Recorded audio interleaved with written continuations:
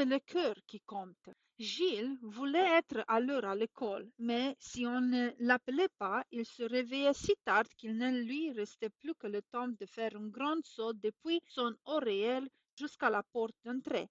Après plusieurs expériences de ce genre, son père lui dit qu'il devait prendre l'habitude de se lever à temps pour pouvoir partir en classe dans de bonnes conditions et à l'heure.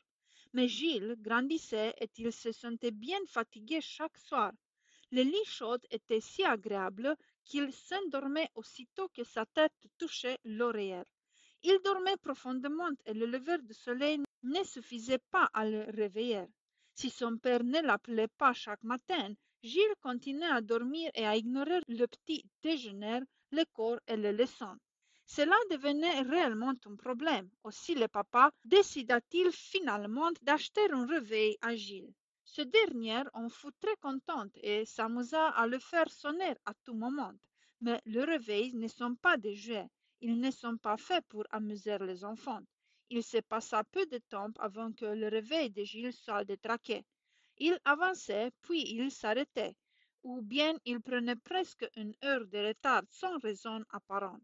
Vraiment, ce réveil ne fonctionnait plus du tout. Un matin, après avoir trop dormi et avoir été en retard à l'école, Gilles décida de s'en occuper sérieusement. Il prit une paire de pinces et retira les aiguilles de réveil, les mit dans sa poche et les porta chez l'horloger pour les faire réparer. Gilles tendit les aiguilles et expliqua que son réveil ne marcha pas bien, que les aiguilles avaient besoin d'être réparées parce qu'elles n'indiquaient plus l'heure exacte. L'horloger prit les aiguilles et le regarda. Compte donc ces aiguilles, demanda-t-il. Oh, dit Gilles, elles n'indiquent plus les bons chiffres sur le cadran de mon réveil. Ou bien elles sont au-dessus du chiffre, ou bien elles sont au-dessus, et je ne peux pas savoir exactement quelle heure il est. L'horloger sourit, regarda Gilles de côté et ne dit rien d'abord. Ayant de nouveau examiné les aiguilles, il dit, mon garçon, ces aiguilles n'ont absolument rien. Alors pourquoi n'indiquent-elles pas l'heure exacte demanda Gilles. L'horloger se retourna et prit un petit réveil sur une étagère.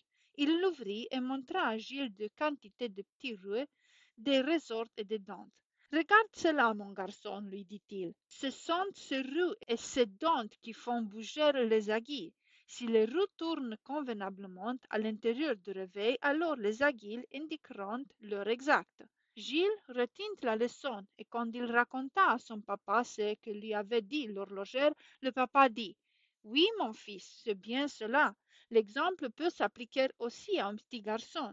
Si son cœur est bon, sa bouche dira de bonnes choses, ses mains feront de bonnes choses et ses pieds iront seulement où ils doivent aller. Si son cœur est mauvais, ses actions seront également mauvaises. Il est important, mon garçon, d'avoir toujours un cœur pur.